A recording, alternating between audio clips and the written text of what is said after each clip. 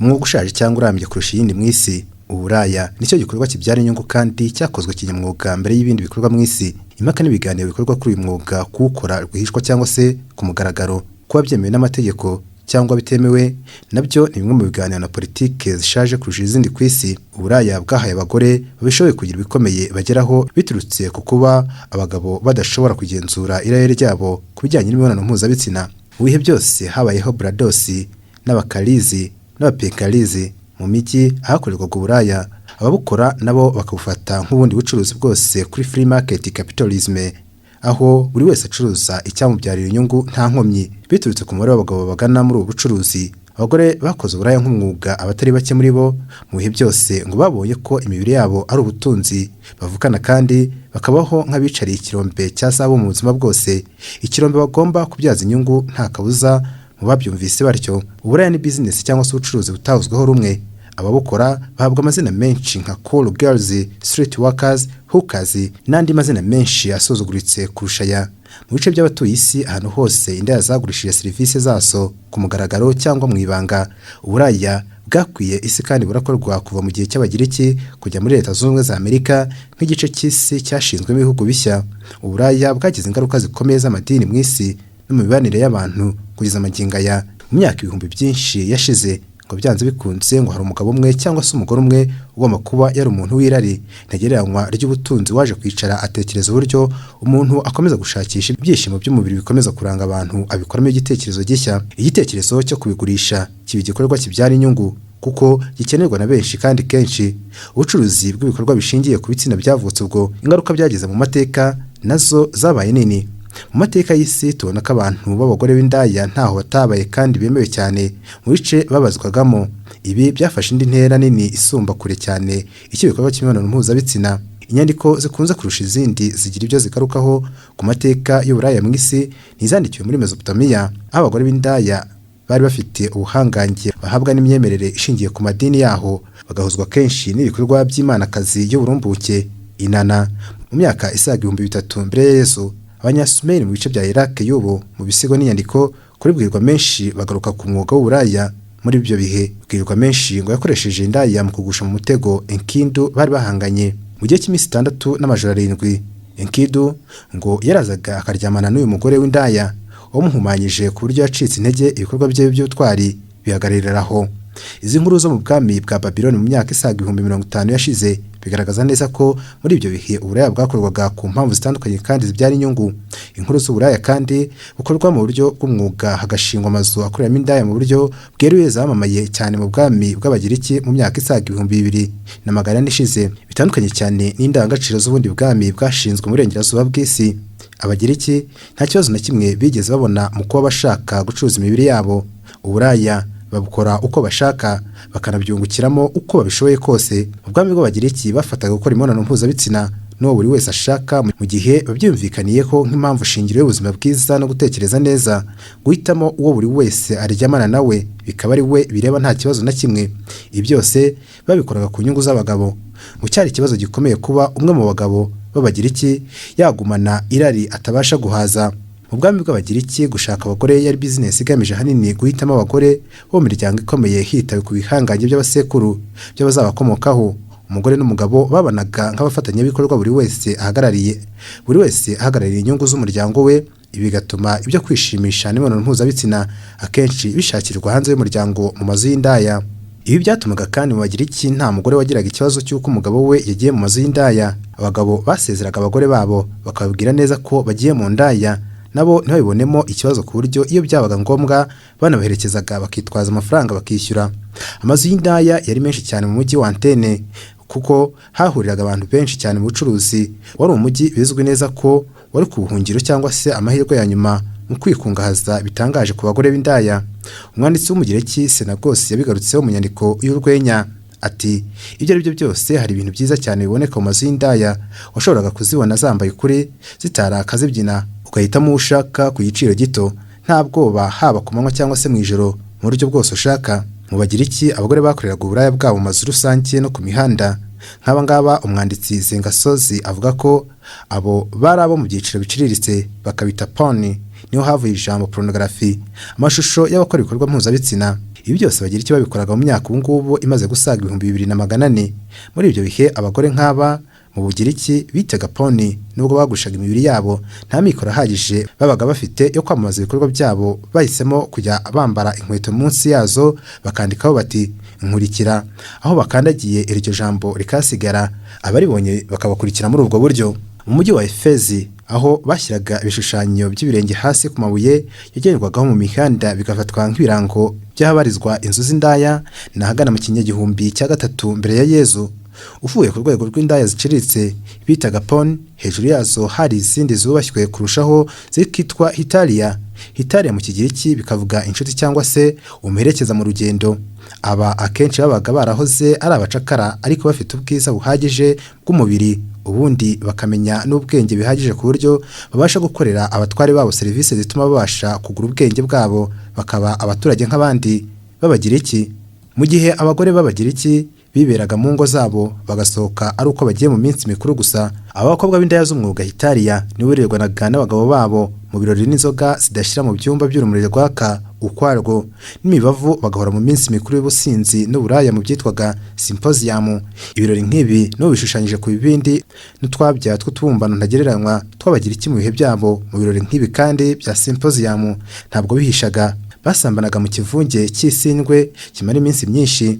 Ntabwo Abagiriki basuzuguye uburaya. Aba bagore b'indaya bo mu rwego rwa kabiri bitaga hitalia babonanaga n'abajenerale mu ngabo z'Abagiriki, abanyamategeko n'abanyapolitike ku rwego rwo hejuru, ku buryo amashusho menshi agarukwaho mu buvanganzo buvuga ku bagore menshi. Muri aya mashusho mu Bagiriki yabaga ari ay'abagore b'indaya.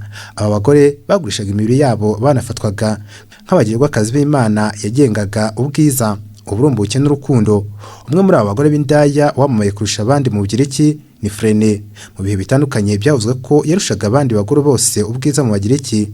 Abahanzi nka Botticelli niwe yifashishije mu bishushanyo bye, ubundi akagaragazwa ahagarariye ikigirwamana Venus. Uyu mugore Frene abasizi b'Abagiriki banditse ko byasabaga ubutunzi bugereranwa n'ikirombe cya zahabu ku mugabo wese wamuganaga mu buraya bwe. Umwanditsi Calestrante yanditse ko Frene yigeze gusaba ubutegetsi ko bwamwemerera agakoresha amafaranga ye bwite yubaka inkuta y'umujyi wa Athene wari warasenywe n'abarwanyi ba Alexander le Grand mu mwaka wa 336, ariko yamara gusana uyu mujyi wongeye guhagarara hagashyirwaho interuro igira iti hasenywe na Alexander le Grand hongera kubaka na Frene indaya. Ibi inteko ishinga amategeko y'Abagiriki yarabyanze, ariko ni ikimenyetso cy'ubutunzi buhambaye abagore b'indaya bashoboraga gutunga mu Bugiriki bwa kera. Uburaya bwaramamaye cyane mu bihe by'Abagiriki ku buryo umwanditsi w'amakinamico Tanius avuga ko abagabo b'Abagiriki muri ibyo bihe bisa nkaho nta utarajyaga mu buraya, ku buryo n'umuhanga mu gutekereza Socrate ibi bitamusize. Yaranditse agira ati nyuma yo kumva ko ubwiza bw'indaya Theodote burenze kure cyane amagambo yose ashobora kubisobanura, Socrate yarasubiye ati oya, reka tubanze tugende tumwibonere kuko byagorana, kuko kumva ubwo bwiza bishingiye ku magambo masa. Mu bubumbyi, gushushanya n'andi mashusho menshi mu mico y'Abagiriki kenshi hagiye nyine n'ubundi hifashishwa abagore b'indaya, ariko nabo babaga bubashywe, ariko nabo bavuga rikijyana mu Bugiriki. Uburaya nk'umwuga ni akazi kakozwe kera cyane kurusha n'imyuga yose nk'uko bikunze kugarukwaho mu mvugo. Nyuma y'ubwami bw'Abagiriki, Abaromani nabo ubuhangange bwabo babushingiye mu gukopera byinshi mu mico y'Abagiriki. Imana zimwe bazihinduye amazina, Azius hinduka Jupiter, Aphrodite hindurwa Venus. Mu bwami bw'Abaromani henshi hari hashinze ibibumbano by'Imana zambaye ubusa nk'iyi Venus y'urukundo n'uburumbuke. Nubwo bari bahuriye kuri byinshi by'Abagiriki, ariko Abaromani ntabwo bafashe iby'uburaya kimwe n'Abagiriki. Ntabwo uburaya bwafashwe nk'akazi kiyubashye mu Baromani nk'uko Abagiriki babikoraga. Icyambere nuko mu Baromani indaya zavaga mu bacakara bashebuja bakabakodeshereza amazu mu mujyi, akaba ariho bakorera uburaya, ariko amafaranga hafi ya yose agatwarwa na shebuja. Akazi k'uburaya bo bagakoraga kimwe n'ubundi buretwa bwose bashoboraga gukoreshwa na sebuja. Ubusinzi n'ibirori bidashira mu Baromani byatumye uburaya bwamamara cyane, bugakorwa mu ruhame kuva muri sakaseze zafatwaga nka stade z'ubu muri bath houses, aho bogeraga mu kivunge, kugeza no ku marimbi mu bikorwa byo gushyingura. Mu bikorwa nk'ibi n'ubuzima bw'ubusambanyi buhambaye ni naho umwe mu bagize uruhare rukomeye mu mahame amwe yashinze ubukristo, Saint Augustin yaratangiye kunoza inyigisho ze. Rimwe mu masengesho ye, O Lord, don't cheat, asaba Imana kumurinda ubuzima bw'uburaya bwari bweze mu Baromani. Yatangiye inyigisho zibuze iby'imibonano mpuzabitsina kuba atarasezeranye kubana, ku buryo bwari uburenganzira bwa buri wese, ku buryo abantu batumvaga n'impamvu yo guta umwanya akangurira abantu kubireka. Nubwo ari uko Mutagatifu Augustus yabibonaga, ntabwo yagiye kure cyane ya filozofi z'Abagereki, ngo kuko yabonaga gusenya amazu y'indaya no guhagarika ubucuruzi bwazo ngo byari kugira ingaruka zikomeye ku irari ntagereranywa ryatumaga haba ibindi bibazo mu miryango y'Abaromani. Aha byari mu kinyejana cya 4 nyuma ya Yezu, ariko iyi ngingo y'uburaya yanagizwe ishingiro ry'impaka zikomeye mu by'ubukristu. Imidugudu minini n'imijyi myinshi byavukaga mu bwinshi mu buraya mu kinyejana cya 11.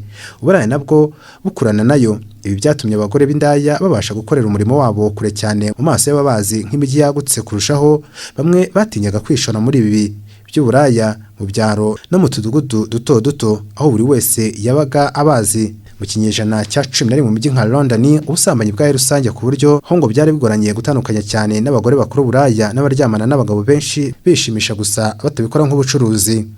Biturutse mu Bwongereza, icyo gihe Kiliziya yasanze atari byiza ko abagore bose bagira aho bahurira n'abagabo bitwa indaya, ngo hagombaga kubaho itandukaniro. Mu Bwongereza muri ibyo bihe, gutandukanya indaya n'abandi bagore byasabye ko hamenyekana umubare w'abagabo umugore aba aryamana nabo barenga umwe, ubwo akaba ari indaya, nubwo yaba atabikuramo amafaranga ayo ari yo yose. Muri rusange icyo gihe icyitwa amafaranga ntabwo cyarebweho cyane, kuko hibazwaga n'ubundi niba abagore b'indaya bashobora kuzana amaturo akakirwa mu rusengero. Ku ruhande rwa Kiliziya igisubizo cyari yego, mu gihe ngo babaga bihaniye ibyaha byabo, ku maturo yabo ngo yagombaga kwakirwa. Mu Bwongereza muri ibyo bihe abagore bavanwaga muri ako kazi bakajyanwa mu bigo by'abihaye Imana byitiriwe Mutagatifu Maria Madelena, nawe utaravuzweho rumwe n'abakurikiye Yezu, akabanza gufatwa nka mutagatifu cyangwa se Passion Saint w'indaya, ngo kuko nawe yari nyuma akaza kwihana. Kureka kwita Maria Magdalene indaya yihaniye muri Kiliziya Gatolika byo byahagaritswe na Papa Paul wa gatandatu mu 1969. Nabwo hari inkuru z'abapadiri benshi babihaye Imana batigeze babona ikibazo mu kuba hari abakora uburaya byageze mu kinyejana cya 13.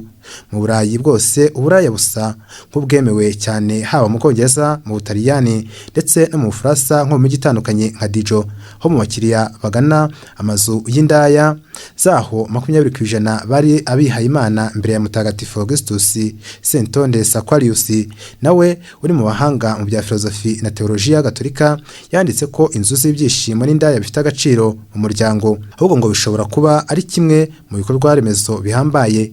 Yaranditse ati uburaya ni nk'umuyoboro w'imyanda munsi y'inyubako, uyu ufunzwe inzu yose yuzura imyanda. Ntabwo uburaya nanone bugirwa ishingiro bw'imico, ariko bugomba kubaho, bitagenze bityo ibyaha bishyirwa ku ndaya byashyirwa kuri mwese, noneho uburaya bukanarushaho gutera imbere.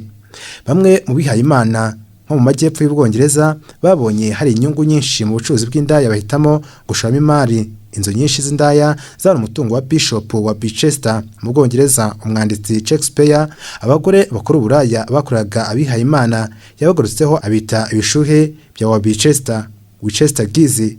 Imibanire y'indaya n'abihaye Imana mu Bwongereza yakomotseho amazina atabarika yagiye ahabwa ibikorwa by'uburaya. Amazu y'uburaya bayahinduye canvas kimwe n'ibigo by'abihaye Imana. Abagore bakora uyu mwuga bakabita madams, kimwe n'ababikira bakuru bayoboraga abandi mu bigo ahandi ho bakabita nuns cyangwa se sisters, kimwe n'abihaye Imana. Mu Butaliyani ubwo inzu zikorerwamo uburaya zashingwaga, ubuyobozi bw'imijyi bwari bufitemo uruhare rukomeye ku buryo imihanda ibarizwamo ayo mazu yahawe amazina arimo ijambo rose nk'ubwoko bw'ururabo. Abanditsi benshi bahuje ibi nko kuba kugura indaya mu mvugo izimije mu ibyo bihe ari igikorwa bitaga to pluck a rose, gusoroma cyangwa se guca indabo. Mu 1570 ubwo hatangiraga imyemerere yashinze amadini ya Protestant, Martin Luther yateye hejuru avuga ko Kiliziya Gatolika kimwe n'ubutegetsi ngo baretse abagore bagakora uburaya babizi kandi bakanabishyigikira.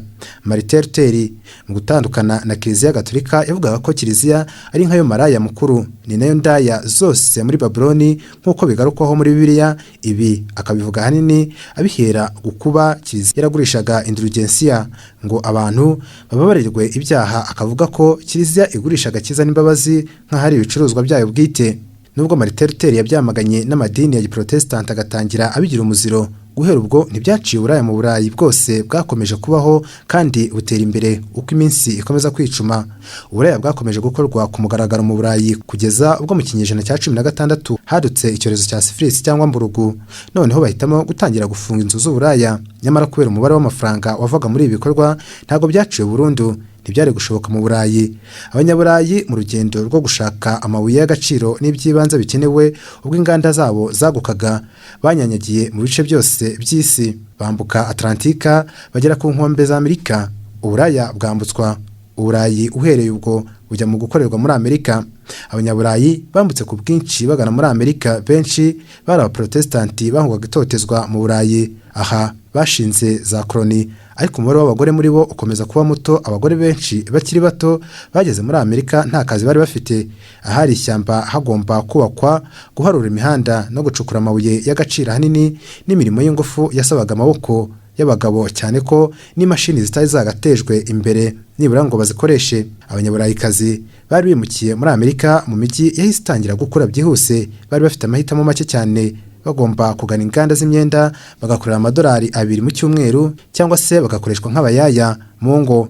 Ibi babiteye utwatsi, benshi bahisemo kwicuriza imibiri yabo babindaya z'umwuga, aho babashaga gukorera nibura amadolari ashobora no kugera ku 100 mu ijoro rimwe.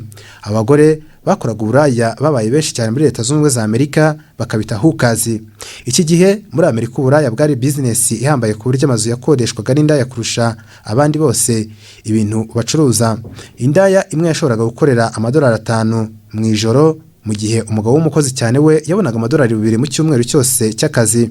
Uburaya bwakorwaga ku mugaragaro ku buryo hagaragaraga umurongo w'abagabo batonze umurongo mu nzu z'indaya, buri wese ategereje umwanya we ngahamagarwe. Muri ibyo bihe muri Amerika uburaya bwagwaga mu murongo umwe, n'ibyaha by'uburara n'ubuzererezi byahanwaga n'amategeko, ariko abategetsi n'abashinzwe kubahiriza amategeko ngo banaga ari business ikomeye batatinyuka kubihagarika. Abanyamerika muri ibyo bihe n'ubuzima bw'uburaya bwabaye umuco ku buryo hateye ikiswe sporting life. Umugabo umaze icyumweru mu kazi yakavamo agaca ahantu aje kumva imiziki, akarya, akabyina, akabona n'umugore aryamana nawe akaza kuhava yishyuye amasenti 50 mu madolari 2 yabaga yakoreye mu cyumweru cyose. Wabaye umuco mu Banyamerika bo muri ibyo bihe. Hateye amabandi y'abagabo bakagaba ibitero ku nzu z'indaya, bakamena ibyo basanze byose, bakarwana bakanica aba bagore. Mu 1836 wabiguyemo uzwi kurusha abandi muri ubucuruzi bw'uburaya ni Helen Jewett. Icyo gihe ngo habaye n'urubanza ngo rwaje kugaragaza uburyo uburaya ngo ari ikintu gikomeye cyane muri Leta Zunze Ubumwe za Amerika nk'igihugu gishya cyarimo kiyubaka. Uburaya bufite uruhare runini cyane mu kayabo k'amafaranga yashinzwe ibikorwa remezo bya mbere muri iki gihugu cyari gishya. Mu gihugu nka Leta Zunze Ubumwe za Amerika cyashinzwe ku mahame y'ubutunzi, ubucuruzi no kwikungahaza ku kigero cyose gishoboka. Mu 1858 uburaya bwari business yinjiza miliyari 6,300,000 ku mwaka, n'akayo mu madolari y'ubu. Icyo gihe amafaranga yavaga mu buraya yari menshi inshuro 6 kurusha ayavaga mu bikorwa byo kubaka amato, wongeyeho ava mu nganda zengaga inzoga. Uburaya bwari ubucuruzi buhambaye mu bwa mbere mu bashinzwe muri Leta Zunze Ubumwe za Amerika, ku buryo umwanditsi Walt Whitman yagize ati, mu basore b'Abanyamerika 20 baba mu mujyi cyangwa se bayisura 19 muri bo bazi ibibera mu mazu y'indaya, ku buryo nibura baba barigeze kuba abakiriya babo inshuro zirenze imwe. Uburaya bwabaye ikibazo cy'ingutu ku Banyamerika bari bagitangira gushinga igihugu gishya, ku buryo bagiye kugera mu mwaka w'1900 abagabo bagera kuri 70% barigeze kwandura indwara zifitanye isano n'imibonano mpuzabitsina nibura inshuro 2. Abapolisi n'abategetsi mu mijyi minini bananiwe guhagarika uburaya, bisaba ko bamwe mu baturage nka Bwana Eston Karistoke yishingira ubwabo imiryango yigenga iharanira guca uburaya n'indi myitwarire ikahitse mu miryango y'Abanyamerika. Abayobozi bakuru mu idini ry'Abapresbyterienne bishyize hamwe n'abandi baturage nabo barwanya amazu y'uburaya. Kongere nayo yaje gutora amategeko arwanya uburaya muri Leta Zunze Ubumwe za Amerika, ndetse hashingwa n'ikigo cyihariye gikora iperereza ngo kimenye abagore bagana mu buraya niba batabihatirwa cyangwa ngo barashimuswe bakazanwa mu mijyi ku ngufu. Uburaya batangiye kubwita ubucakara bukorerwa abazungukazi, nyamara abagore bose bagana ubucuruzi bw'uburaya ku bushake bwabo. Iki kigo ni FBI, Aha niho FBI, rumwe mu nzego z'iperereza ruhambaye mu isi, rwatangira imirimo yarwo. FBI yatangiye ari agashami gato ko kurwanya ibyaha by'uburaya mu mijyi. Mu nzu nyinshi zakorerwagamo uburaya zatangiye gufungwa mu mijyi myinshi y'Abanyamerika. Nino muri iyo myaka kandi telefone yari imaze gushyirwa ku isoko, ikwirakwizwa mu mazu yose mu mijyi. Ahagana mu 1913 uburaya bwahinduye isura muri Leta Zunze za Amerika.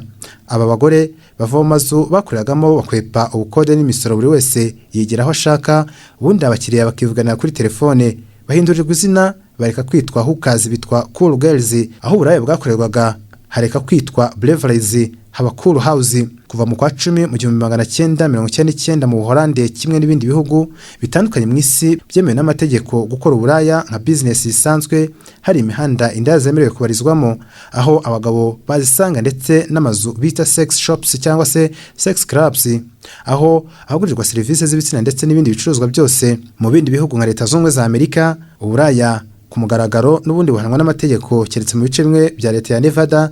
Ahandi ni umukino w'injangwe n'imbeba hagati y'abapolisi n'abakobwa bifuza gucuruza imibiri yabo. Telefone na mudasobwa nibyo byabaye nk'amazu yakorerwagamo iyo business y'uburaya mu bihe byashize kuva mu myaka isaga 5,000 ishize. Uburaya bwadutse mu isi ni umwuga wahanganishije abatari bake mu nsengero. Ubutegetsi nabwo bushinga politike zitandukanye mu bice byose by'isi. Abagore bakeneye gucuruza imibiri yabo uko amategeko ashinga uburyo bushya, babihagarika niko nabo badukana uburyo bushya bwo kubikora, kandi ababagana nabo bazakomeza kumenya aho babasanga. Mu mategeko n'inyandiko mu isi uyu munsi umwuga w'uburaya ufatwa mu buryo bukurikira. Mu bihugu bimwe uburaya bwemewe n'amategeko n'ubucuruzi nk'ubundi, hagashyirwaho amategeko abugenga kimwe n'izindi business zose. Ahandi uburaya bufatwa nka serivisi ijyanye n'ibitsina, uwayihawe akabyishyura amafaranga. Aha uburaya bukaba bwemewe, ariko ibikorwa byo kubukora akabyishyura amafaranga. Uburaya bukaba bwemewe, ariko ibikorwa byo kubukora hagashingwa amazu bukorerwamo, bukanamamazwa akaba ari byo gusa bibujijwe. Mu bindi bihugu mu mategeko yabyo uburaya ni icyaha gihanwa, ariko ntaho bihanirwa nubwo bidakorwa mu buryo bweruye ngo binamamazwe hashingwe naho bikorerwa. Ahandi amategeko akozwe mu buryo butangaje, nko kuba uburaya bubujijwe ariko abafate mu buraya hagahanwa uwaguze, wagurishije ntagire icyaha na kimwe abarwaho. Hari n'ibindi bihugu aho uburaya bubujijwe mu buryo ubwo ari bwo bwose. Uburaya umwe mu myuga yahimbwe mbere y'indi yose mu isi. Uyu munsi telefone na internet ngo ni umuyoboro uhambaye unifashishwa no muri ubu buryo bw'uburaya ahantu henshi. Ni serivisi isa n'ivanze na serivisi z'utubari na za hoteli zitanga ibiribwa n'ibinyobwa n'uburaro, hakiyongeraho n'indaya mu buryo buteruye ariko kenshi buzwi na buri wese.